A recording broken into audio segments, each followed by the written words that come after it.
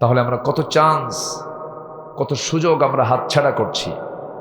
একদিন ঠিকই আফসোস করব, কিন্তু লাভ হবে না। আফসোস করে কি বলবে সেই দিন? ইয়াকুলু ইয়া লাইতানি কুনতু তুরাবা। সেদিন বলবে, আল্লাহ যদি আমি মাটি হয়ে যেতাম কতই না ভালো হতো। কিন্তু হাসরের ময়দানে মাটি হওয়ার কোনো সুযোগ আছে নাকি? সুযোগ আছে? সুযোগ নাই। কঠিন দিন সামনে পড়ে আছে। কিন্তু এজন্য এমন একটি এনভায়রনমেন্ট তৈরি করতে হবে আমার আপনার, এমন পরিবেশে, এমন চক্রে থাকতে হবে যেখানে সবসময় পরকালের চিন্তা আসবে। আপনি যদি বিড়িখোরের সঙ্গে থাকেন, আপনি বিড়ি না খাইলেও কিন্তু বিড়ির গন্ধ পেতে পেতে আপনার কাছে ওটা ভালো লাগবে। এজন্য কোথায় পরকালের ফ্লেভার আছে, কোন জায়গায় থাকলে পরে, কোন পরিবেশে উঠলে পরে, কোন পরিবেশে চললে পরে আমার আখিরাতটা সুন্দর থাকবে, পরকালের চিন্তা আসবে। আমার কথা কি বুঝতেছেন ভাই? তাহলে এক্ষেত্রে আমার বন্ধু যারা হবেন তারা কি নামাজি হওয়া দরকার না বেনামাজি হওয়া দরকার? নামাজি। এই যে একটা ভালো কাজে আসছেন, এরকম যদি সবসময় ভালো ভালো কাজে যদি আপনি নিজেকে ব্যস্ত রাখেন, সেই সময় শয়তান ওয়াসওয়াসা দেওয়ার কোনো সুযোগ রাখে না, পায় না। সম্মানিত ভাইয়েরা, অনেক কথাই আছে, আস্তে আস্তে করে বলি। দিনের বেলার সময় একটু কম থাকে।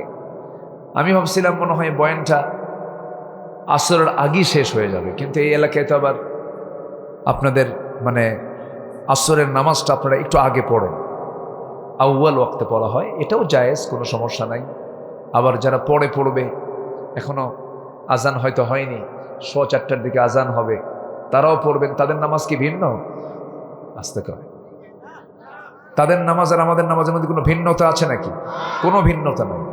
এগুলো ভাববেন না কখনো, লালন করবেন না। লালন করবেন তো আমরা আরো পিছে যাব।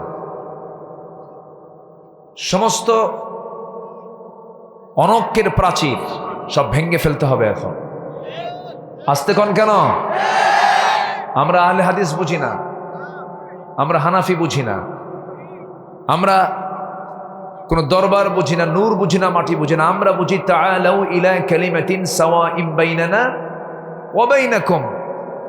এক কালিমার দিকে আসো। আমাদের পরিচয় হলো, আমরা হলাম কি? ওয়ামান আহসানু ক্বাওলাম মিম্মান দাআ ইলা আল্লাহ ওয়া আমিলা সালিহান ওয়া ক্বালা ইন্নানি মিনাল মুসলিমিন।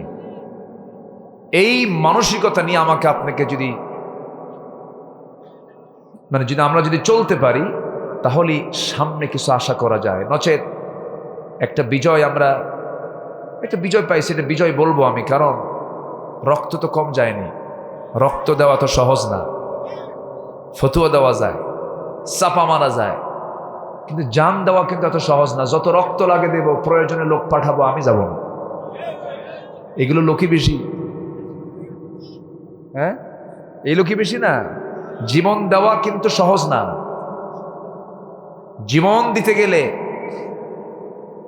আত্মবিশ্বাসী হতে হয়, শাখসিয়ত থাকতে হয়, ইখলাস থাকতে হয়, বহু গুণ তার মধ্যে থাকতে হবে, নচেই সে জীবন দিতে প্রস্তুত হবে।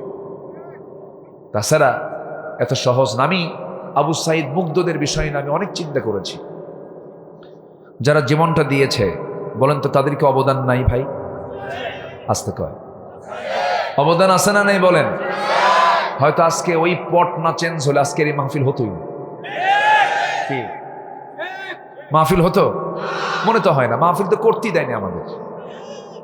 16 বছর যে মাহফিলে গিয়েছি, তার ডানে আর বামে কিরামন কাতিবিন বসে রাখতো। ঠিক আছে না? কিরামন কাতিবিন বসে রাখতো। আর কিছু নেতারা এসে আমাদেরকে উল্টা ওয়াজ করতো, বলতো, হুজুর আকাশ নিয়ে কবেন আর কবর নিয়ে কবেন, দুনিয়া কিন্তু আমরা দেখে নেব। বহু দেখছে ওরা, খাইছে কম না খাইছে বেশি। আল্লাহ পাক এই কিতাবের মধ্যে বেশ কিছু মেসাল দিয়েছেন। মেসাল কিছু মেসাল দিয়েছেন, উদাহরণ দিয়েছেন। উদাহরণগুলো আল্লাহ তাআলা এমনি এমনি দেননি। মশা নামে একটা প্রাণী আছে, এই মশা নামে একটা উদাহরণ কোরআনে আছে না নেই বলেন তো? সূরাতুল বাকারার 26 নম্বর আয়াতে আল্লাহ রাব্বুল আলামিন মশা নিয়ে কথা বলেছেন। কাফেররা বলল, মাযা আরাদাল্লাহু বিহাদা মাসালা, তোমার আল্লাহর কি ইচ্ছা যে এই মশার উদাহরণ দেওয়া লাগে এই কিতাবের মধ্যে? এত বড় কিতাব তোমরা বলতেছো, এর মধ্যে আবার মশা কেন? মানে কাফেরদের প্রশ্নের তো কোনো সাইজ বাইজ নেই। আল্লাহ রাব্বুল আলামিন বলেন, ইন্নাল্লাহা লা ইস্তাহি আন ইয়াদরিবা মাসালান মা বাউদাতান ফামা ফাওকাহা ফাআম্মাল্লাযীনা আমানু ফায়া'লামুনা আন্নাহুল হাক্কু মির রাব্বিহিম وأما الذين كفروا فيقولون ماذا أراد الله بهذا مثلا جربون الله أكبر আল্লাহ তাআলা তিনি লজ্জাবোধ করেন না। মশা তো দুর্বল মনে করি, কিন্তু মশারি টাঙায় কে? আস্তে কয় মশা টাঙ্গায় না মানুষ টাঙ্গায়? তাহলে কে ভয় পায়, মানুষ না মশা?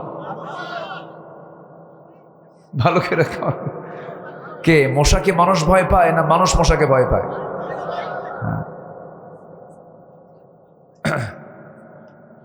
সাউন্ড কোথায় দেবে? ওটা আর হবে না, বেশি গুতাগুতিগুলো আরো নষ্ট হয়ে যাবে। যা আছে থাক, কি করবেন এখন? আমি কিচ্ছু বলতেছি না, কারণ বেশি বললে যা ছিল না তাও থাকবে না। আমরা যা আছে এখন, ওই বিয়া যেহেতু ইজাব কবুল হয়ে গেছে, পাগলির সাথে বিয়া, ঘর সংসার করতে হবে, উপায় তো নাই। থাক, ওটা নিয়ে কিছু বলতে যায়েন না। আমরা যা আছি আলহামদুলিল্লাহ। এখানে শুনতে পাচ্ছেন তো আমাকে নাকি? জি, বলি আলহামদুলিল্লাহ।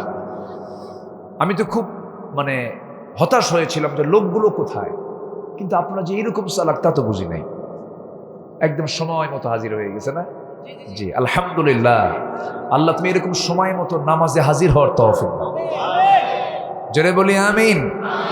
হ্যাঁ, এখানে হাজির না হলেও কিন্তু গুনাহ হতো না, কিন্তু নামাজে হাজির না হলে শুধু গুনাহ না বড় গুনাহ?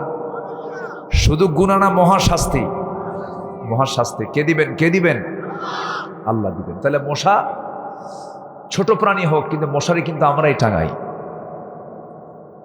মারাত্মক ভয়ঙ্কর একটা প্রাণী, ডেঙ্গু হয়ে যায় পঙ্গু, চিকনগুনিয়া, কত কি ম্যালেরিয়া এই মশা ছড়ায়। সম্মানিত ভাইয়েরা, এই মশাকে খাটো চোখে দেখার কোনো সুযোগ নাই। মশা থেকে কিছু শিক্ষা আছে। যেরকম মশা যদি আপনার হাতে পড়ে, আপনার চামড়ায় যদি পড়ে, যখন সে কামড়ায়, যখন সে রক্তটা নেয়, তখন কি টের পাওয়া যায়? না। কিছু কিছু টের পাওয়া যায়, ওরা ওই অবশ করে না, বুঝলেন? অবশ করাকে মেডিকেল ভাষায় কি বলে? না, সেন্সলেস, কি যেন একটা শব্দ, হ্যাঁ হ্যাঁ, অ্যানেস্থেসিয়া। এই তো ডাক্তাররা, আমি একটু চেক করতেছি যে ডাক্তাররা আছে নাকি কিছু। আচ্ছা, জি, অ্যানেস্থেসিয়া করে। তো অ্যানেস্থেসিয়া, মানুষ আধুনিক দুনিয়াতে এসে, আপনি এটা ঠিক রাখেন না, ও বেশি হাত দিয়েন না। মানুষ এখানে এসে, এই দুনিয়াতে এসে, আধুনিক যুগে এসে অ্যানেস্থেসিয়াটা করে। আগে কি অ্যানেস্থেসিয়া ছিল? না। কিন্তু এই মশাকে আল্লাহ রাব্বুল আলামিন অ্যানেস্থেসিয়ার জ্ঞানটা দিয়েছেন। সে যখন কারো চামড়ায় বসে, আগে প্রথমে অ্যানেস্থেসিয়া করে। তুই আমারে ধরবি, আমারে তুই থাপ্পড় মারবি, অসম্ভব, তোর 14 গোষ্ঠীও টের পাবে না। সুবহানাল্লাহ বলবেন না? যেখানে বসবে তার চতুর্পাশে আগে অ্যানেস্থেসিয়া করে নেয়, অজ্ঞান করে নেয়। কেউ তো সুবহানাল্লাহ বললেন না। তাহলে দুনিয়ার মানুষ অ্যানেস্থেসিয়া করার জন্য কত কি প্রসেস লাগে, ওটিতে যেতে হয়, মেডিকেল টিম লাগে, কত কি লাগে। এরপরে রুগীকে ঠিকঠাক করে ওষুধ টষুধ দিয়ে এরপরে অপারেশনে যায়। আর ও ইনস্ট্যান্ট, আপনাকেও ফাঁকি দিতে হবে এক পর্যায়ে। কিন্তু এটা কিন্তু টেকনিক করে নেওয়া। আপনি টের পেলেই তো খবর আছে। আপনি যেন না দেখেন, এত সুন্দর করে সে চলে আসে, এসে বসলো, অ্যানেস্থেসিয়া করে বসে ঢুকায় দিল, অপারেটিং সিস্টেম চালু করছে, তুলে নিল। পরিমাণ মতো খেলে সমস্যা নাই, কিন্তু কিছু মশা আবার বেহিসেবি খায়। আছে কিনা বলেন? বেশি খায়া ওর যে ওজন হয় পাখার কুলায় না, পাখার কুলায় না। তখন কি হয়? ওর মরণ কি কি মানে মরণ কি আগায় আসে না পিছায় যায়? আগায় আসে। বেশি খাইলে মরে পড়ে না মরে আগে? এই 16 বছর যারা ক্ষমতায় ছিল এরা কি কম খাইছে না বেশি খাইছে? আস্তে কম খাইছে না বেশি খাইছে? এই জন্য মামা বাড়ি দিল্লি গিয়ে বসে আছে, আর পারে না, আর হচ্ছে না। কি খাওয়া খাইছে চিন্তা করেন। ওরা আবার বলে আমরা এই দেশ স্বাধীন করেছি, আমরা দেশকে ভালোবাসি। 11 লক্ষ কোটি টাকা দেশ থেকে তারা পাচার করেছে। এই দেশকে আগায় দিল হলো কৃষকরা। এই যে জমির কৃষক যারা, এরা দেশকে আগায় দিয়েছে। এলেম কালাম নাই, অশিক্ষিত মানুষ, কৃষক, শ্রমিক আগায় দিয়েছে। প্রবাসীরা রেমিটেন্স বাহির থেকে পাঠায় দেয়, দেশকে আগায় দিয়েছে। ওরাও অশিক্ষিত, কিন্তু দেশকে পিছাই দিল কারা? কলমের খোঁচা দিয়ে কোটি কোটি লোপাট করে নেওয়া শিক্ষিত নামের কিছু মূর্খ বদমাইশরা। ঠিক কিনা বলেন? ওই নেতৃত্বগুলো আমরা আর মানব না। সবাই রাজি আছেন তো ইনশাআল্লাহ? ওগুলোর মুখে আমরা থুতু মারি। দেখলাম তো সব কিছু, শুধু ফাঁকি দিয়েছে 54 বছর আমাদেরকে, শুধু ফাঁকির উপরই আছি আমরা। মালয়েশিয়ার মাহাথির মোহাম্মদ 81-তে ক্ষমতায় আসেন, মারা গেছেন কয়েকদিন আগে। মালয়েশিয়া কোথায়? এরকম করে বিশ্বের অনেক অনুন্নত দেশগুলো উন্নত হয়ে গেছে, ক্রাইম নাই, দুর্নীতি নাই।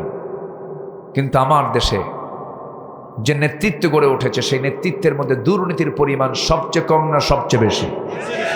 সবচেয়ে কম না সবচেয়ে বেশি? এগুলোকে মাথায় নেব আমরা। সময় এসেছে যুবকরা, তোমরাই পারবে দেশকে পরিবর্তন করতে। আমি তো খুবই আশাবাদী এই 5 অগস্টের পর থেকে। এর আগে একটু টেনশনে ছিলাম, কারণ ছেলের হাতে মোবাইল, তারপরে ইয়াবা, বাবা, নেশা, কত কি অবৈধ নোংরামি, জেনার কাজে লিপ্ত হয়ে যাওয়া। কিন্তু না, জাতে মাতাল। কি জাতে মাতাল? তাহলে ঠিক একদম জায়গা মতো চলে গেছে গণভবনে গিয়ে, পরে দুপুরের খাবারটাও খাইছে। রানছে কার জন্য আর খাইলো যারা, যে কারা। এবং টাইম বেঁধে দিয়েছে, আমরা আসতেছি, 45 মিনিটস আপনার টাইম। আপনি কি করবেন? সবকিছু গুছায় নিয়ে যান। বুবু আপনি চলে যান, বুবু আপনি চলে যান। এই কথাগুলো বলতাম না, আমরা ভুক্তভোগী। এই মঞ্চে আমাকে লক্ষ্য করে গুলি পর্যন্ত করা হয়েছে, মামলা দেওয়া হয়েছে, পরিবারের প্রতি অত্যাচার করা হয়েছে। কম জুলুম নির্যাতন করা হয়নি আলেমদের উপরে। আল্লামা সাইদির মতো মানুষটাকে টেকনিক করে, কৌশল করে, চিকিৎসার নাম করে হসপিটাল থেকে ধরে এনে, কি বলে, কারাগার থেকে ধরে এনে হসপিটালে ভর্তি করে, চিকিৎসার নাম করে মেডিকেল বোর্ড গঠন করে, দিল্লির প্রেসক্রিপশনে পয়জনিং করে, বিষ প্রয়োগ করে তাকে হত্যা করা হয়েছে। তাফসীর মাহফিলের এই প্ল্যাটফর্ম থেকে আমরা সুস্পষ্ট ভাষায় জানান দিতে চাই, আল্লামা সাঈদীর খুনের সঙ্গে যারা জড়িত, অবিলম্বে তাদেরকে গ্রেফতার করে চূড়ান্ত শাস্তি নিশ্চিত করা হোক। হিম্মতের পক্ষে রাজি আছেন কারা কারা? হাত উঁচু করে দেখেন মুসলমান।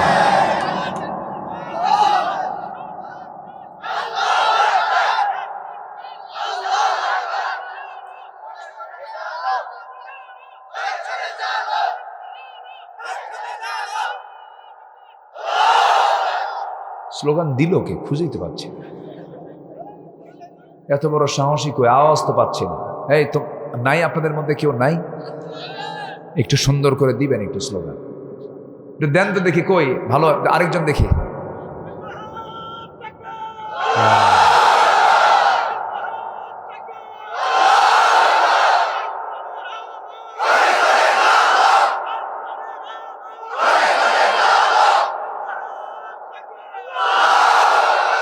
এই তো ওয়াজ তো বের করে নিতে হয়।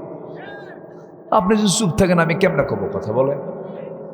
এই তো কেবল বাদ পাইছি, যে বদর যুদ্ধের বিজয় কিন্তু এই আওয়াজ দিয়ে হয়েছে, আল্লাহর নাম দিয়ে হয়েছে। অস্ত্র দিয়ে মুসলমানদের বিজয় কখনো হয়নি। আল্লাহর সাহায্য আর ইমানি হিম্মত দিয়ে মুসলমানদের বিজয় এসেছে। এটাকে কাজে লাগাবো আমরা, জোরে বলি ইনশাআল্লাহ। সম্মানিত ভাইয়েরা, নাম্বার 2, আল্লাহ রাব্বুল আলামিন এখানে যে মশার কথা বলেছেন, মশার দুটো জাত আছে, একটা পুরুষ মশা আর একটা মহিলা মশা। তো মশা যে আমাদেরকে কামড়ায়, মানুষকে কামড়ায়, কোন মশা কামড়ায়, পুরুষ না মহিলা মশা? ভালো করে এখন, পুরুষ না কোনটা? খালি মহিলা বললেন না, বসে আছে তো, যেতে হবে না বাড়ি? তার মানে কি খুব কামড়াই বলে আসলাম? মহিলা মশা কন, মহিলা শুধু মহিলা বললে তো সমস্যা হবে, বলেন মহিলা মশা। তারা যদি আবার শোনে তাহলে তো বেকায়দা। মহিলা ছাড়া বউ ছাড়া উপায় আছে এখন? তো প্রত্যেক স্বামী তার বউকে কিন্তু ভয় পায়। আপনি ভয় পান না? ভয় পান, আমিও ভয় পাই। বউকে না ভয় পেলে তো সংসারই হবে না। সেও সম্মান করে, আপনিও তাকে সম্মান করবেন। সম্মান ছাড়া সংসার জীবন কখনো টিকতে পারে। আর অনেকে হিম্মত করে কয়, আরে বউকে আমি পাত্তাই দেই না, ও আরো বেশি ভয় করে। কি কথা কি বুঝতেছেন আপনি? কারণ এখানে আছে হলো মাওয়াদ্দাতা ওয়া রাহমা, এখানে আছে হলো শুধু ভালোবাসা না, এখানে রহমত আছে। কি আছে? রহমত আছে। স্বামী স্ত্রীর সম্পর্ক হলো জান্নাতের সম্পর্ক। জোরে বলি সুবহানাল্লাহ। আর ওই যে জোড়ায় জোড়ায় বসে সারিয়া কান্দির ক্লোজার, তারপরে আর কি আছে আশপাশে? বিভিন্ন জায়গায় যে গাছের গোড়ায় গোড়ায় জোড়ায় জোড়ায় বসে না, বিভিন্ন গাছের তলে, পার্কে, কলেজের সামনে জোড়ায় জোড়ায় একদম এত সুন্দর গল্প করে, মনে হয় হ্যাঁ কি বলবো, বাকবাকুম পায়রা। এগুলো নোংরামি, এগুলো বন্ধ করতে সময় লাগতো না। শুধু প্রশাসনকে বলা হতো যেখানে জোড়া পাইবা সেখানে পিটবা। আসতে কান কেন? যেখানে জোড়া সেখানে কি দরকার? 1.5 হাত লাঠির চাইতে বড় ওষুধ পৃথিবীতে আর নাই। দরকার আছে। একটু নড়ে কেন? এটা ভূমিকম্প শুরু হলো নাকি? মঞ্চটা একটু নড়ে, একটু মানুষ আসা যাওয়া করলেই নড়ে ওঠে। আমার দিকে তাকান। তাহলে মশা কামড়ায় কোনটা বলেন তো? মহিলা মশা। হ্যাঁ ঠিক আছে। আল্লাহ রাব্বুল আলামিন ওই আয়াতের ভিতরে বাউদাতান শব্দ প্রয়োগ করেছেন। বাউদাতান মানে হলো মহিলা মশা। তাহলে মহিলা মশা যে কামড়ায়, এটাকে গবেষণা ইঙ্গিত করে কত আগে আল্লাহ রাব্বুল আলামিন কোরআনে জানায়া দিয়েছেন। মৌচাকে মধু থাকে, মৌচাকের মধুগুলো সরবরাহ করে হলো ওয়ার্কার মৌমাছিগুলো, কর্মী মৌমাছিগুলো। ফুলে ফলে পড়ে এখানে সবগুলো নিয়ে চলে আসে মৌচাকে। কিন্তু মৌচাক পাহারা দেয় পুরুষ মৌমাছি না রানী মৌমাছি। আনিত্তাখিদি মিনাল জিবালি বুয়ুতা। আনিত্তাখিদি, এখানে আলেম উলামা আছে। আনিত্তাখিদি মুয়ান্নাসের সিগা। আল্লাহ পাক বলছেন, হে রানী মৌমাছি, মিনাল জিবালি বুয়ুতা, পাহাড়ে বাসা বানাও, গাছের ডালে বাসা বানাও। তাহলে আল্লাহ ওহী দিচ্ছেন সেই মাসিকে, যেটা হলো রানী মৌমাছি। যেরকম সুবহানাল্লাহ। তাহলে কোরআন কি মানুষের তৈরি হতে পারে বলেন তো? এটা কার? কার বলেন কার? আমি কাতার থেকে আসতেছিলাম দোহা টু ঢাকা, কাতারের রাজধানী দোহা। আমি ঢাকায় আসবো, বিমানে চড়েছি। 36,000 ফিট উপর দিয়ে বিমান চলতেছে। তো নিচের দিকে তাকায় দেখি বিশাল মেঘের স্তূপ, মাইলকে মাইল মেঘ সাজানো আল্লাহ পাক রেখে দিয়েছেন। সূর্যের কিরণটা মেঘের উপরে পড়ছে, বিশাল একটা অঞ্চল। তো ভাবলাম, আল্লাহ তুমি কি এগুলো মেঘ যে তুমি ঝুলায় রাখছো, এর ওজন আছে নাকি? আমি এটা জানতাম না। পরে সার্চ দিয়ে দেখি বিজ্ঞান বলতেছে, নবমণ্ডল নিয়ে যারা গবেষণা করে তারা বলতেছে যে এগুলোর ওজন আছে। কিউমুলাস নামে মেঘমালা আছে, 10 লক্ষ টন ওজন। কি কিসের উপরে রাখছেন? আমাদের মাথার উপরে না? যদি ছেড়ে দেন পৃথিবীতে কেউ বিল্ডিং বানাতো? আল্লাহ পাক কিন্তু ঝুলায় রাখছেন। আল্লাহ রাব্বুল আলামিন ওটাকে ঝুলায় রেখেছেন, এমন সুন্দর করে ঝুলায় রেখেছেন জমিনে পড়ে না, আবার জমিন থেকেই সেই মেঘগুলোকে পানি দিয়ে আগে তুলে নিয়েছেন উপরে, এরপরে জমা করেছেন। আল্লাহ সূরা রাদের মধ্যে ১,৫০০ বছর আগে বলে দিয়েছেন, হুয়াল্লাযী ইউরীকুমুল বারকা খাউফান ওয়া তামআন ওয়া ইউনশিস সাহাবাস সিকাল। আল্লাহ নিজে বলছেন, আমি আল্লাহ রাব্বুল আলামিন আকাশে যে মেঘ উত্থিত করেছি, জমিন থেকে পানিগুলো তুলে এটাকে আমি ওজন করে দিয়েছি। জোরে বলেন সুবহানাল্লাহ। তাহলে কোরআন যা বলে বিজ্ঞানও তাই বলে। বিজ্ঞান বলতেছে ১,৫০০ বছর পরে, আর কোরআন বলে দিয়েছে ১,৫০০ বছর আগে। আল্লাহু আকবার বলেন।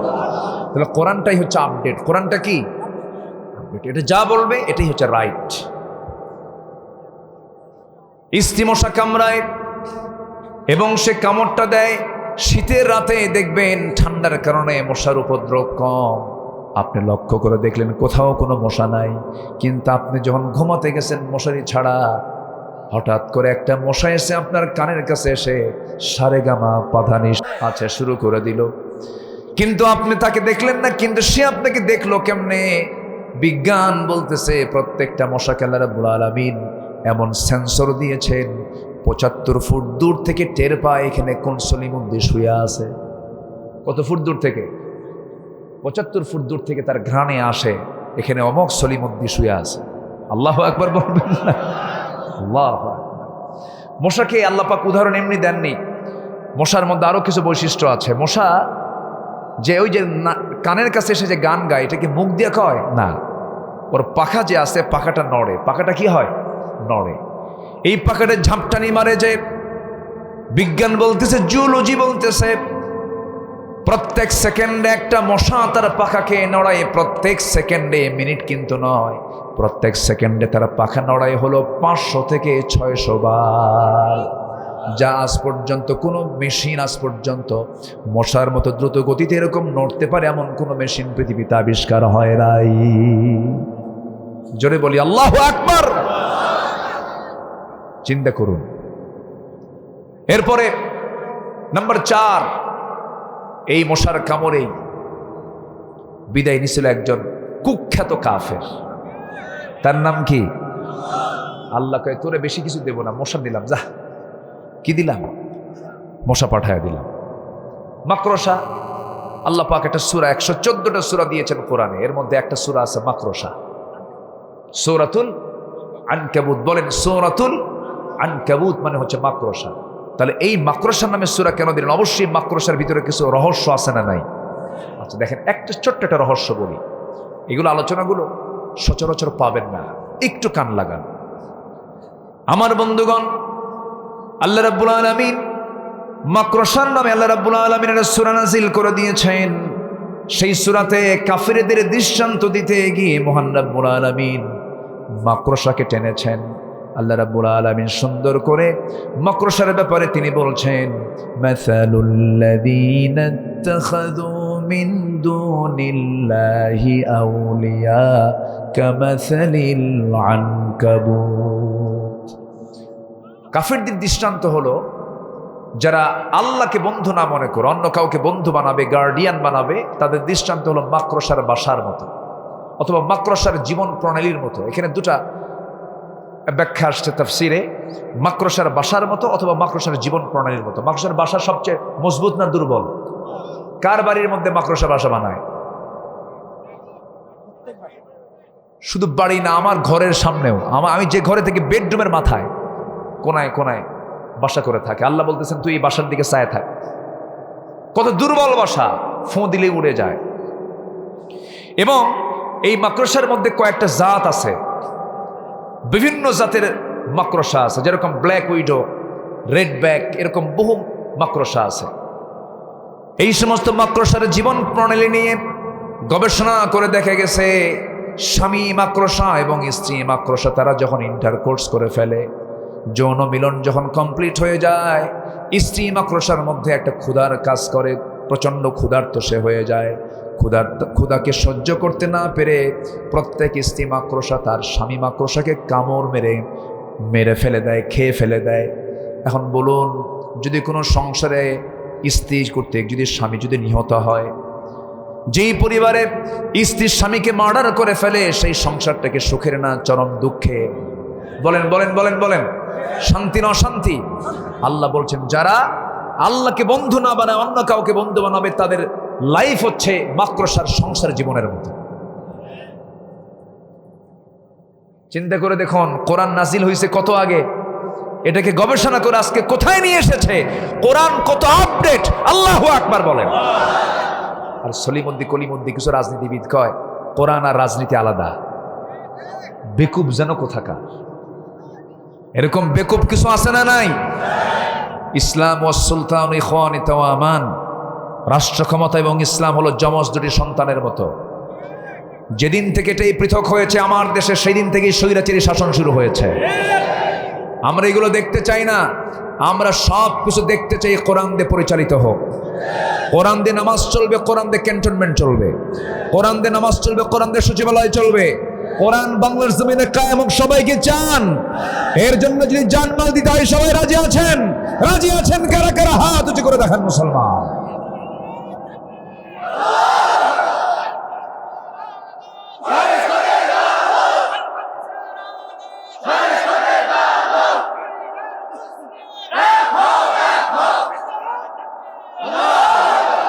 আল্লাহ কবুল করুন, জোরে বলি আমিন।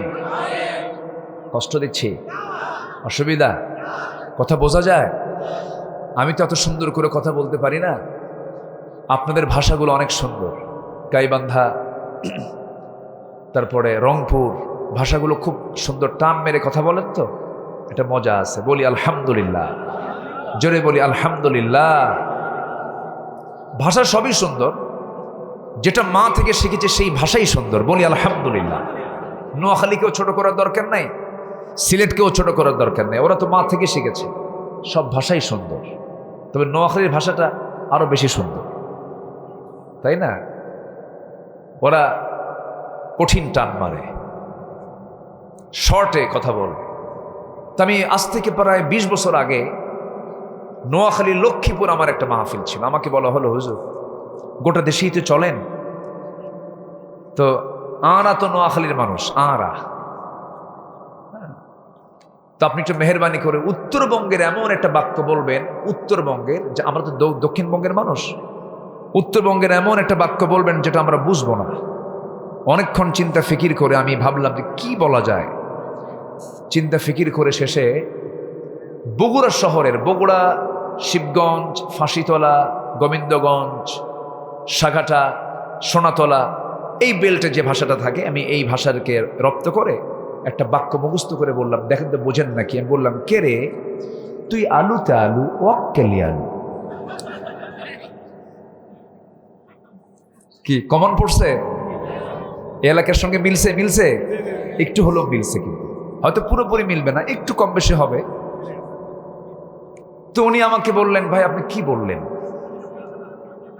তাই বললাম, আপনি বুঝলেন কি সেটা আগে বলেন। উনি বললেন, যেহেতু এক বাক্যের মধ্যে 3টা আলু পেলাম, হয়তো আলু দিয়েই কোনো একটা কিছু হবে। কে রে তুই আলুতে আলু, ওয়াক্কালি আলু। তাহলে এখানে কয়টা আলু? 3টা আলু। কিন্তু এখানে কি কোনো আলুর কথা আছে? তুমি আসলে তো আসলে, ওকে কেন নিয়ে আসলে? এই ভাষাগুলো কত সুন্দর করে দিয়েছেন তিনি। আমার কে? আল্লাহ পাক। কিন্তু হাজারো ভাষা থাকুক না কেন, কোরআন এক ভাষা বানায় দেয় আমাদের। সুবহানাল্লাহ বলবেন না? কাবার ইমাম কোন সূরা দিয়ে শুরু করে? বলেন কোন সূরা দিয়া? আচ্ছা, এরপরে বোচাদহ নাকি এটা? বোচাদহের ইমাম কোন সূরা দিয়ে শুরু করে? কি সূরা কি ভিন্ন রকম না একরকম? সব এক। আমাদের ভাষা, পৃথিবীর সকল মুসলমানের ভাষা মূলত এক ভাষা। কয় ভাষা? এক ভাষা, এটা কোরআন। আসুন এক ভাষায় আসি, এটাকে রপ্ত করি। এটা থেকে দূরে থাকার জন্য শিক্ষা ব্যবস্থার ভিতরে নাস্তিকরা অনেক কিছু ঢুকিয়েছিল, যা ঢুকিয়েছে সব বের করে দেব আমরা। রাজি আছেন না সবাই? বলুন তো, তালাকের প্রবণতা আজকে মূর্খ সমাজে বেশি না শিক্ষিত সমাজে বেশি?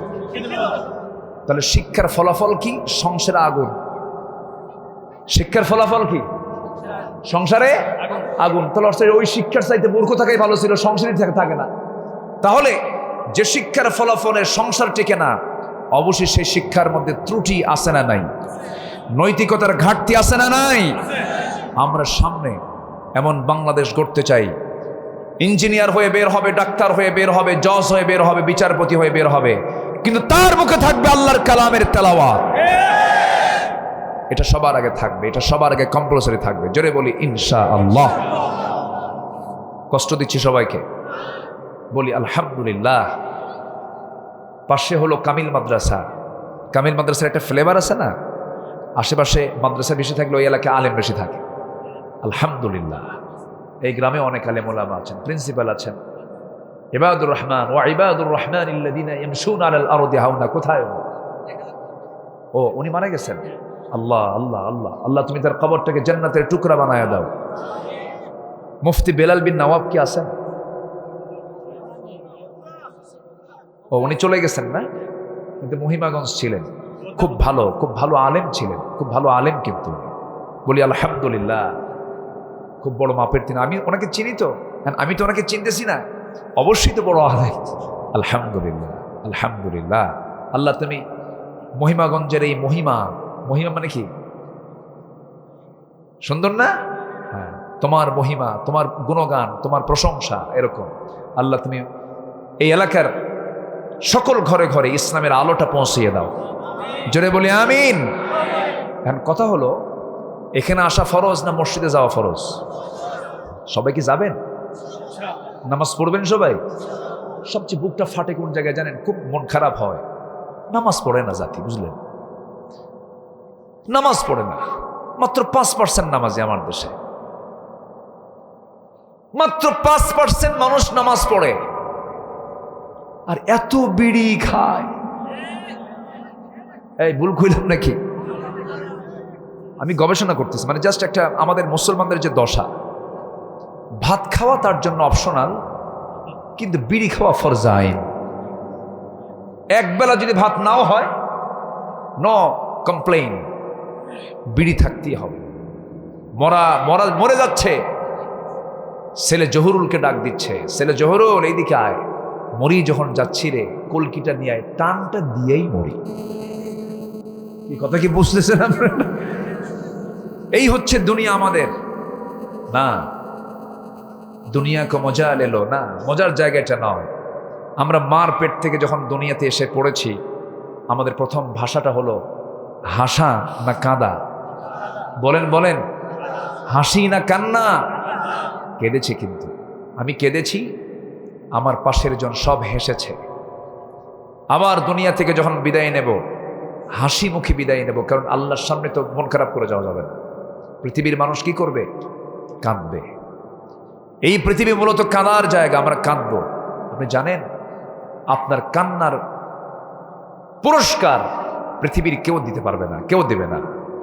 বউয়ের সামনে আপনি কাঁদবেন, বউ কবে মতলব তো খারাপ, কাঁদো কেন? কি কথা কি বুঝতেছেন? পৃথিবীর কোনো মানুষের কাছে কান্না করে আপনি কিছু আদায় করতে পারবেন না, কিন্তু আল্লাহর সামনে বেশি নয়, এক ফোঁটা চোখের পানি ফেলে যদি কোনো বান্দা ফেলতে পারে, আল্লাহকে যদি একটু বলতে পারে, আল্লাহ আমার গুনাহগুলো মাফ করো, আপনি কি জানেন আপনার এক ফোঁটা চোখের পানি যদি আল্লাহর জন্য যদি চোখের পানি ঝরে, 7টা আগুন, 7টা জাহান্নামের আগুন এক ফোঁটা পানি দিয়ে নিভে যাবে। 7 সমুদ্র দিয়ে নিভবে না, কিন্তু আপনার এক ফোঁটা চোখের পানি দিয়ে নিভে যাবে। আমার নবীজির চোখের পানি ছিল সবচেয়ে বেশি, কেঁদেছেন তিনি। নাসাই শরীফের হাদিস, আমার নবীজি যখন কাঁদতেন নামাজের মধ্যে, চুলায় আগুন ধরায়া দিয়া পাতিলে পানি তুলে যদি গরম করা হয়, যখন পানি সিদ্ধ হয়ে যায় একটা আওয়াজ হয়। কি আওয়াজ হয়? টকবক টকবক করে একটা আওয়াজ হয়, কিন্তু আওয়াজটা কেমন হয় মুখে প্রকাশ করা সম্ভব নয়, টকবক টকবক করে। আমার নবীজি যখন সেজদার মধ্যে যখন কান্না শুরু হয়ে যেত, সিদ্ধ হওয়া পানির মতো তার মুখ থেকে কান্নার আওয়াজ বের হতো। এত কাঁদতেন তিনি। এই দুনিয়াতে কাঁদবে যে বেশি, আখিরাতে হাসবে সে বেশি। এই জন্য দুনিয়াতে আমরা কাঁদার জন্য মূলত এসেছি। কাঁদতে যদি হয় আমরা কাঁদবো কার কাছে? যদি কান্না করে যদি চোখে পানি নাও আসে, কাদার ভান করো, আল্লাহর কাছে কেঁদে নাও, বলে নাও। পৃথিবীর কেউ তোমাকে সাড়া না দিল, আল্লাহ তোমাকে অবশ্যই সাড়া দেবেন। আল্লাহ তোমার জবাব বোঝেন, আল্লাহ তোমার মনের খবর বোঝেন। আল্লাহ বলছেন, বান্দারে তুই আমার দিকে 1 হাত আগাবে, আমি তোর দিকে 10 হাত আগাবো। তুই আমার দিকে হেঁটে হেঁটে আসবি, আমি তোর দিকে দৌড়া দৌড়া যাব। যেখানে বসে আছি এটা হলো দুনিয়া, কিন্তু আল্লাহ রাব্বুল আলামিন থাকেন আরশ আজিমে। আর রহমানু আলাল আরশি ইস্তাওয়া, আরশ আজিমে তিনি সমাসীন আছেন। কিন্তু আল্লাহ রাব্বুল আলামিন বলেন, বান্দারে এমন একটা টাইম আছে যে টাইমে তুই আমার কাছে সেজদা দিলে পরে আমি দুনিয়ার আকাশে এসে আমি তোকে মাফ করার জন্য চলে আসি। আছে না হাদিস?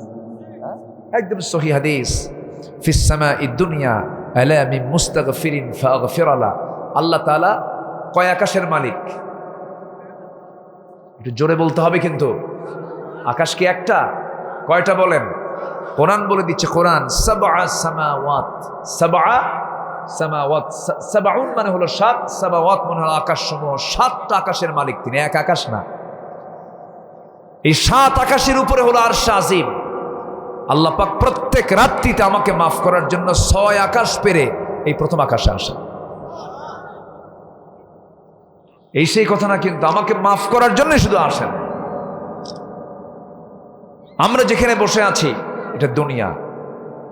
এখান থেকে আপনি যদি চাঁদের দেশে যেতে চান, চাঁদের দেশে মানুষ গেছে। সূর্যের দেশে যাওয়া সম্ভব না, প্রচন্ড গরম, সেখানে মানুষ মরে যাবে। এই দুনিয়া থেকে মানুষ মঙ্গল গ্রহে গেছে। কোন গ্রহে? মঙ্গল গ্রহে। কিন্তু এখন মানুষ যদি চিন্তা করে, চাঁদ দেখলাম, মঙ্গল গ্রহ দেখলাম, একটু তারকা দেখতে চাই। তারকাগুলো আমরা দেখি না আকাশে, কিসের মতো জ্বলে? জোনাকির মতো। বলেন কিসের মতো? বলেন মিটি মিটি। আসলে কি জোনাকির মতো সাইজ ওটার? এক একটা তারকা, ব্যাটেল জুইস একটা তারকা আছে, যে তারকা এই সূর্যের চাইতে 33 কোটি গুণ বড়। কত কোটি গুণ? আগে ওয়াজ শুনতে যেতাম, আপনাদের মতো মাহফিলে ওয়াজ শুনতে যেতাম। এখন তো ওয়াজ শোনার সুযোগ হয় না, ওয়াজ করতেই সময় চলে যায়। ওয়াজ শুনলে তো অনেক কিছু জানা যায়। তা আব্বাকে এসে বলতাম, আব্বা হুজুর যে কইল প্রত্যেক ব্যক্তিকে 10টা পৃথিবীর মতো একটা জান্নাত দেবে, এত জায়গা কই আল্লাহ? এটা বলতাম আব্বাকে, বলতাম আল্লাহ যে এত জায়গা রাখছে, একটা সর্বনিম্ন জান্নাত হবে 10টা পৃথিবীর মতো একটা জান্নাত, এত জায়গা কই?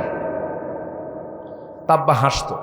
ওই সময় তো উত্তর দেওয়াও, আমি উত্তর সে বুঝবো না। আব্বা শুধু হাসতো আর বলতো, বাবা বড় হও, বুঝবা। তো পরে এই সৌরজগৎ নিয়ে যখন একটু স্টাডি করলাম, আল্লাহু আকবার, চিন্তা করুন, এই পৃথিবী থেকে সূর্য হলো 13 লক্ষ গুণ বড়। একটু খরগোশের মতো কানটা খাড়া করেন। এই পৃথিবী থেকে সূর্য হলো 13 লক্ষ গুণ বড়। 13 লক্ষ গুণ বড় সূর্যের চাইতে এক একটা তারকা হলো 33 কোটি গুণ বড়। কয়টা তারকা? বলুন কয়টা তারকা? একটা তারকা। এই কি সমস্যা? বসেন, এখানে তো কথা বলা যাবে না, বসেন। এত সুন্দর মানুষ আপনার। আমার এই মাহফিলটা ইতিহাস হয়ে থাকবে, আমার স্মৃতি হয়ে থাকবে। আমি খুবই খুশি, বলি আলহামদুলিল্লাহ। কি সুন্দর বসে আছে সব। তো একটা তারকা যদি এত বড় হয়, তারকা কি আকাশে একটা? কোন সংখ্যা আছে আমাদের জানা? গ্যালাক্সি আছে হলো মহাশূন্যে কোটি কোটি গ্যালাক্সি। এক একটা গ্যালাক্সির মধ্যে আছে 500 বিলিয়ন, মিলিয়ন না কিন্তু, 500 বিলিয়ন তারকা। এখন কোন আমি কি আসি? আমরা আসি? কোনো অহংকার কিছু আছে? আমি কি? কিচ্ছু না। আমি চিন্তা করে দেখুন, এখন মানুষ যদি চিন্তা করে যে আমি তারকার দেশে যাব, পৃথিবীর সবচেয়ে নিকটবর্তী তারকা হলো প্রক্সিমা সেন্ট্রাই। প্রক্সিমা সেন্ট্রাই, এই প্রক্সিমা সেন্ট্রাই নামক তারকার দেশে যদি কেউ যেতে চায়, বিমান দিয়ে হবে না, কপ্টার দিয়ে হবে না, নভোযান দিয়ে চেষ্টা করা যেতে পারে। বর্তমান দুনিয়ার লেটেস্ট নভোযান হলো অ্যাপোলো 11, যার ঘন্টার গতি হলো 39,000 কিলোমিটার। 1 ঘন্টায় 39,000 কিলোমিটারে বেগে সেই নভোযানে চড়ে, অ্যাপোলো 11-এ চড়ে যদি কোনো বান্দা যদি রওনা দিয়ে দেয় পৃথিবীর সবচেয়ে নিকটবর্তী যে তারকা, সেই তারকার দেশে যেতে সময় লেগে যাবে 1,15,000 বছর মাত্র। যাবেন কারা কারা? হাত তোলেন। একজন তুলছে হাত, ওই যে ছোট্ট বাচ্চা একটা হাত তুলছে। তাহলে বাঁচবেন 70 বছর আর লাগবে হলো 1,15,000 বছর। চিন্তা করে দেখুন। আর সে আল্লাহ বলছেন, তুমি কি জানো বান্দা, তুমি যদি তোমার দিলটা যদি মসজিদের সঙ্গে লটকাও, আমি তোমাকে আমার স্পেশাল ফ্লাইটে করে 7 আকাশের উপর আরশ আজিমের ছায়ার মেহমান আমি তোমাকে বানায় দেব। রাজুলুন কলবুহু মুআল্লাকুম বিল মাসাজিদ, 1 বচন না, বহু বচন। বোচাদহর মসজিদ, মহিমাগঞ্জের মসজিদ, গোবিন্দগঞ্জের মসজিদ, যেখানে যাবেন সেই মসজিদ আপনার দিলটা লটকায় দিবেন। আল্লাহ বলছেন, তোকে আমি স্পেশাল মেহমান করে আরশ আজিমের ছায়ার জায়গা দিয়ে দেবো, যা। আল্লাহু আকবার বলেন। তাহলে আমরা কি দুনিয়ার এই সমস্ত নভোযানের চইরে কি আমরা পাবো ওই জায়গা? কার যানবাহনে চড়তে হবে বলেন? কার ফ্লাইটে? কার ফ্লাইটে? নামাজ না পড়া, নামাজ পড়তে হবে কিনা বলেন? নামাজ পড়ব। আমি একটু মিলাই দেবো এখন, শুধু একটু আয়াতের সঙ্গে মিলাই দেব। সূরা মারিয়াম থেকে আমি চিন্তা করেছি কথাটা বলবো, বলেছি, শুধু এখন বলবো নামাজ না পড়লে কি হয়, নামাজ না পড়লে কি হয়, কি হতে পারে, আল্লাহ পাক কি ভয়ঙ্কর কথাগুলো বলেছেন, এই কথাগুলো আমরা একটু শুনবো। এবং আজকের থেকে আমরা ওয়াদা করে যাব, নিজে নামাজ পড়বো, পরিবারকে নামাজ পড়াবো। বউ যদি নামাজ না পড়ে তাহলে কি করবে? হ্যাঁ, পিটাবো। দেখছি কাম সারছে, এই তো মার্ডার কেস দেখতেছি। মারবেন, যে কইছে মারবো, আমার মনে হয় সে বিয়ে করে নাই। বউকে মারা এত সস্তা না। বউকে মারা কি এত সহজ? না, বউকে মারতে পারবেন না, এত সহজে বউ মারা সহজ না। কত বাহাদুর, সব শীত হয়ে পড়ে থাকে। আপনি কত বড় চেয়ারম্যান, বউয়ের কাছে চেয়ারম্যানগিরি খাটে না। তুমি কত বড় চেয়ারম্যান জানা আছে, বসো, ঠিক কি না? হুজুরের দামও নাই। তোমার তো মানুষ হুজুর কয়, আমি তো জানি তুমি কি কি কথা কি বুঝতেছে। তোমার রাগ কেমন, তুমি কোন মেজাজি, এ তো বুঝি আমরা। অতএব বউ হচ্ছে অত্যন্ত কাছের মানুষ। এই জন্য রাসূল বলেছেন, যে তার বউয়ের কাছে ভালো সে আল্লাহর কাছে ভালো। যদি বলি আল্লাহু আকবার, তাহলে বুজুর্গ হতে হবে বাইরে না ভিতরে। কারণ বউ জানে আমার স্বামী যতই বুজুর্গ হোক, কিন্তু যে কত নাম্বার খারাপ লোক এটা আমার জানা আছে। স্বামীর রিপোর্ট বইয়ের কাছে, বইয়ের রিপোর্ট স্বামীর কাছে থাকে। হুন্না লিবাসুল লাকুম ওয়া আনতুম লিবাসুল লাহুন্না। সম্মানিত ভাইরা, কথার তো কোনো থা নাই, বিভিন্ন দিকে চলে যায়। আমার মূল পয়েন্ট হচ্ছে নামাজ। মূল পয়েন্ট কি? আমার দেশে এটা রোগ সবচাইতে বেশি, মাত্র 5% নামাজ পড়ে। তাহলে এখানে কি নার্সিং করার দরকার আছে না নাই?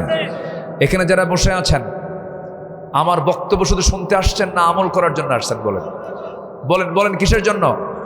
সবার কাছে আমি করজোরে মিনতি জানাই, আমি জীবনে এখানে হয়তো নাও আর আসতে পারি, নাও আসা হতে পারে, এই দাওয়াতটা আর পৌঁছায় না দিতে পারি, আল্লাহ সুযোগ নাও দিতে পারেন, কিন্তু সবার কাছে আমার করজোরে একটা অনুরোধ থাকবে, ভাইরা যেদিকেই থাকেন না কেন, আজানটা হওয়া মাত্রই সব কিছু বাদ দিয়ে কিসে দাঁড়িয়ে যাব বলেন তো? বলেন কিসে? সালাত আমি দাঁড়িয়ে যাব। জানেন আল্লাহ কত খুশি হন? বান্দা যখন ওযু বানায়, সঙ্গে সঙ্গে ফেরেশতা দাঁড় হয়ে যায়, লেখা শুরু করে দেয়। বান্দা যখন ওযু বানায়, 2টা হাত ধৌত করার সঙ্গে সঙ্গে 2টা হাত, তার 2টা হাতের গুনাহগুলো মাফ হয়ে যায়। মুখমণ্ডল ধৌত করে, মুখের সগীরা গুনাহগুলো মাফ হয়ে যায়। মাথা যখন মাসে করে, মাথার সগীরা গুনাহগুলো মাফ হয়ে যায়। বান্দা যখন 2 পা ধৌত করে, 2 পায়ের সগীরা গুনাহগুলো মাফ হয়ে যায়। বান্দা যখন নামাজে দাঁড়ায়, আল্লাহ বান্দার সামনে দাঁড়ায় যান, জোরে বলি সুবহানাল্লাহ। বান্দা যখন নামাজে দাঁড়ায়, যখন সূরা ফাতিহা পড়ে, আলহামদুলিল্লাহি রাব্বিল আলামিন, আল্লাহ বলেন হামিদানি আবদি, আর রহমানির রহিম। আল্লাহ বলেন আসনা আলাইয়া আবদি, মালিক ইয়াউমিদ্দিন আল্লাহ বলেন মাজ্জাদানি আবদি, ইয়্যাকা না'বুদু ওয়া ইয়্যাকা নাস্তাঈন যখন বলে আল্লাহ বলেন হাযা বাইনি ওয়া বাইনা আবদি, বান্দা তুই আমার কাছে কি চাস প্রাণ খুলে চা। ইহদিনাস সিরাতাল মুস্তাকিম থেকে শুরু করে নিয়ে আলাদ-দাল্লিন পর্যন্ত যখন বান্দা বলে আল্লাহ বলেন বান্দারে নামাজের মধ্যে এতক্ষণ ধরে তুই যা যা চাইলি সমস্ত চাওয়াকে পাওয়া করে দিয়ে তোর সমস্ত গুনাহগুলো আমি আল্লাহ মাফ করে দিলাম। ভাইরে নামাজ সালাত, পরিবারকে জাহান্নাম থেকে বাঁচাতে চান নামাজের দাওয়াতটা আগে দেন। স্কুলে গেল কি না গেল তার আগে খবর নিতে হবে ফজর নামাজ হয়েছে কিনা। যদি কারো ফজর হয়ে যায়, শয়তান প্রত্যেক রাত্রিতে প্রত্যেক বান্দার কাছে এসে 3টা গিট মারে। কয়টা গিট মারে বলেন? বলেন কয়টা? সহিহ হাদিস কিন্তু 3টা গিট মারে। আপনি শুয়ে আছেন, শয়তান ওয়াজ করে আলাইকা লাইলুন তাবিল, আলাইকা লাইলুন তাবিল, তোমার জন্য রাত বড় লম্বা, তোমার জন্য রাত বড় লম্বা, এরকম করে করে ওয়াজ করে, মাথায় হাত দিয়ে রাখে, আরামের মধ্যে তুই ঘুমা, তুই ঘুমা। সেই সময় বান্দা যদি বিছনা থেকে উঠে বসে পড়ে, তার 1টা গিট ছুটে গেল। ওযু যখন বানালো তার 2টা গিট ছুটে গেল। বান্দা যখন নামাজে দাঁড়ালো 3টা গিট ছুটে গেল। 24 ঘন্টার মধ্যে শয়তান তার কাছে আসার সাহস পায় না। জোরে বলি সুবহানাল্লাহ। মনে হয় কোনো অতিথি এসেছেন না? যে আসুক না। জি আলহামদুলিল্লাহ, উনি আসতেছে। জি ভালো আছেন? জি বসেন। জি আলহামদুলিল্লাহ। ফারুক ভাইয়ের আগমন, ফারুক ভাইয়ের আগমন, সভাপতির আগমন। জি না না সমস্যা নেই, বসে বসে বসে পড়ো। জি বসো, শুক্রিয়া। জি এই ওঠে কে? এই যে বসেন বসেন। এতক্ষণ তো শান্ত ছিলেন, আবার উঠতেছেন কেন? আমি না ওঠা পর্যন্ত ওঠা যাবে না কিন্তু। কে রাজি আছেন? আওয়াজ কিন্তু কম হলো। সবাই রাজি আছেন তো ইনশাআল্লাহ? আল্লাহ কবুল করুন, জোরে বলি আমিন। নামাজ 1 নম্বর ডিউটি এটা। আজকে যদি শুধু এই নামাজের ডিউটি যদি বাংলার মুসলমান যদি আদায় করত, সবাই যদি নামাজি হতো, 5%-এর জায়গায় যদি 95% মুসলমান যদি আজকে নামাজ পড়তো, দেশ ভালো হয়ে যেত। আমি কি ভুল বলছি? যে আল্লাহর হক নষ্ট করে সে কি বান্দার হক নষ্ট করবে না? স্বাভাবিক। নামাজ হচ্ছে আল্লাহর হক, এটাই সে নষ্ট করে ফেলেছে, সে বান্দার হক তো নষ্ট করবেই। এই জন্য আমার বন্ধুগণ, প্রথম আহ্বান হচ্ছে আমরা সবাই 5 ওয়াক্ত নামাজ পড়বো। রাজি আছেন তো ইনশাআল্লাহ? নামাজ না পড়লে কি হয়? আল্লাহ পাক সূরা মারিয়ামের মধ্যে বলছেন। আমি একটু সময় নেব, আর একটু সময় আমি শেষ করব। এরপর আজকের মাহফিলের যিনি প্রধান অতিথি, আমি যদি এখন ছেড়ে দিই এই আলোচনার সৌন্দর্য আমি আর ফিরে পাবো না, ঠিক কিনা? আমি খুব অল্প সময় একটু অতিথি মহোদয়ের কাছে আমি সদয় নিবেদন করছি, মাহফিলের সৌন্দর্য রক্ষার্থে একটু আপনারা সবর ধরুন। আমার আলোচনার একটু জাস্ট 70% হয়েছে, আর 30% রয়েছে। আমি এটা ফিনিশিং দিই, আমি শেষ করব। এরপরে ওনারা কথা বলবেন, সবাই তাদের কথাগুলো শুনবেন। জোরে বলি ইনশাআল্লাহ। আমার দিকে তাকান। নামাজ না পড়লে কি হবে?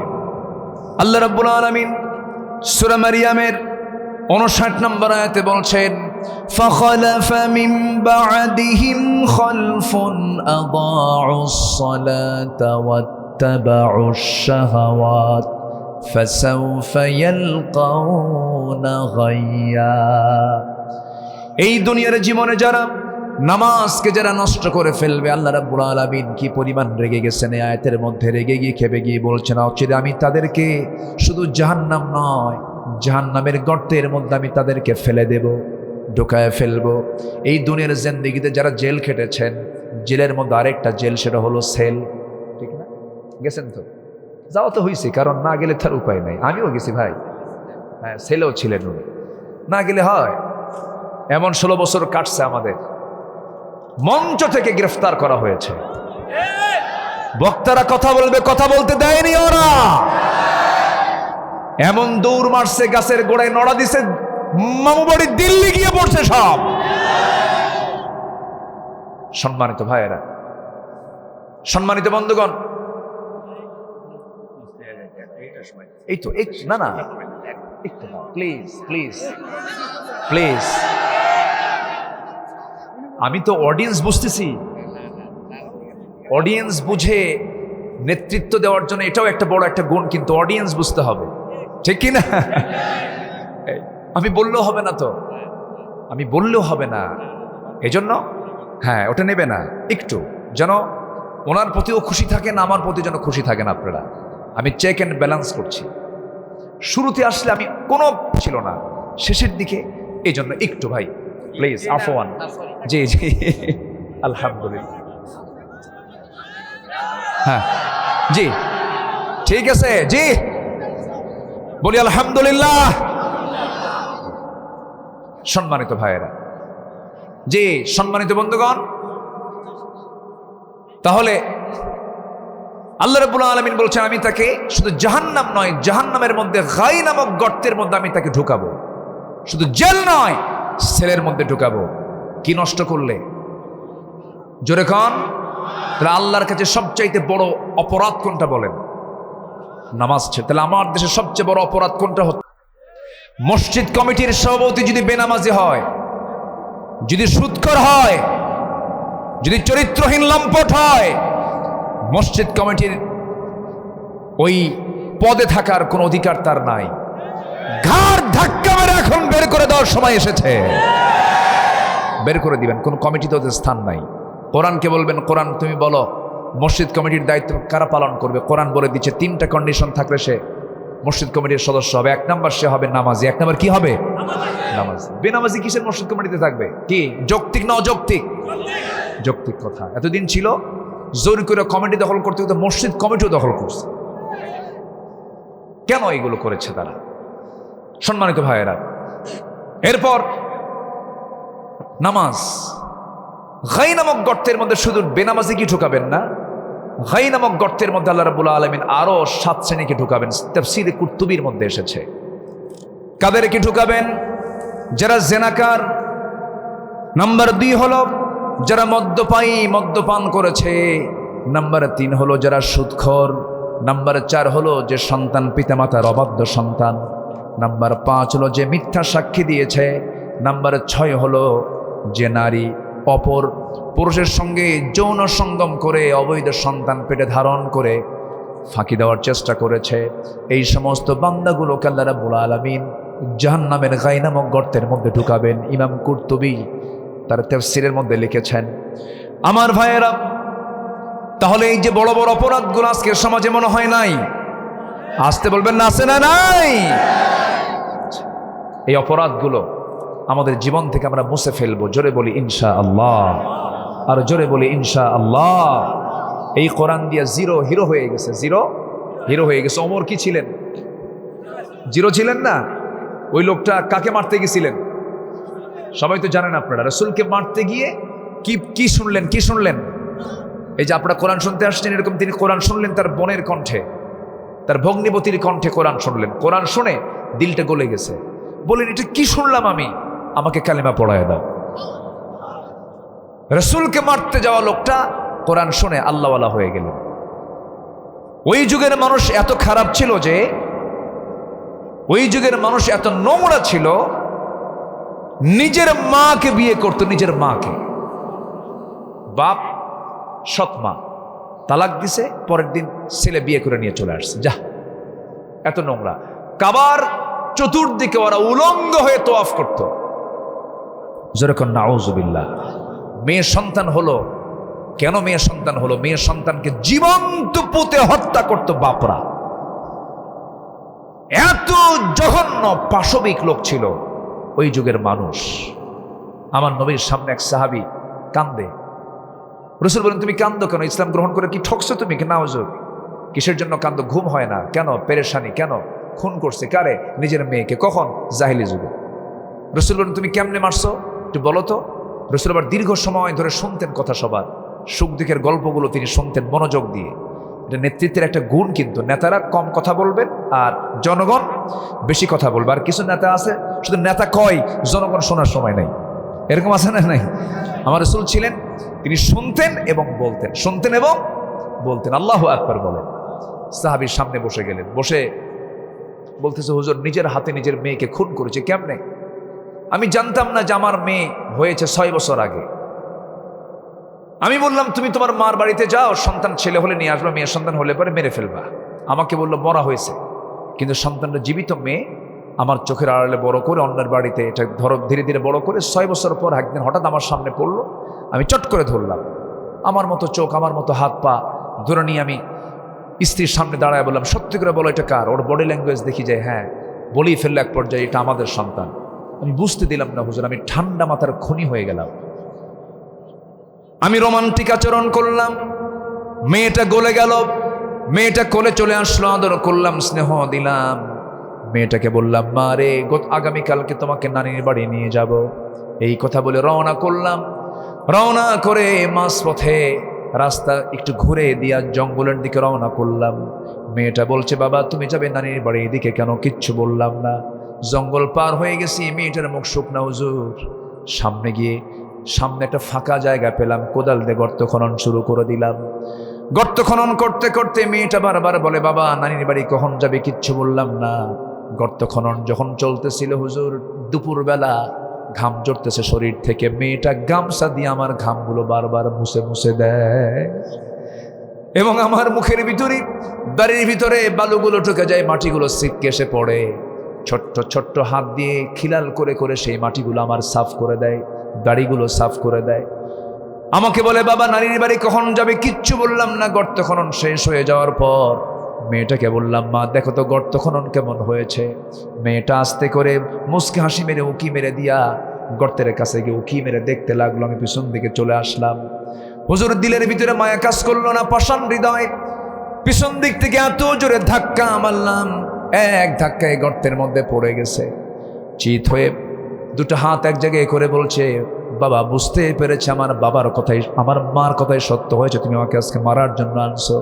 বাবা এই যদি হয় তোমার সিদ্ধান্ত, বাবা জীবনে একটাবার তোমার কাছে একটা জিনিস চাবো, ভিক্ষা করে খাবো, কিন্তু তোমার সামনে আমি আমার চেহারা দেখাবো না। আমার আজকে একটু বাঁচায় দাও বাবা।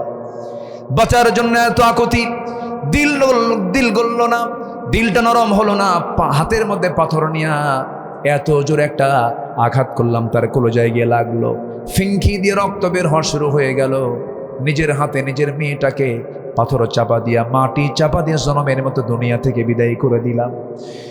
আমার নবীজি আজকে কয়েকদিন যাবত ইসলাম কবুল করেছি, এর আগ পর্যন্ত কোনোদিন মেয়ের কথা মনে হয় নাই। দিলটা নরম হয়ে গেছে হুজুর আমি দিন গ্রহণ করার পরে। রাতের বেলা যখন ঘুমাতে যাই, পিছন থেকে যেন কি আমাকে ডাকে আব্বা আব্বা বলে, আমার মেয়ে যেন আমাকে ডাকতেছে। হুজুর এই জন্য আমার ঘুম হয় না, আমার মনে হয় এই গুনাহটা মাফ হবে না, আমার আল্লাহ পাক আমাকে মাফ করবেন না।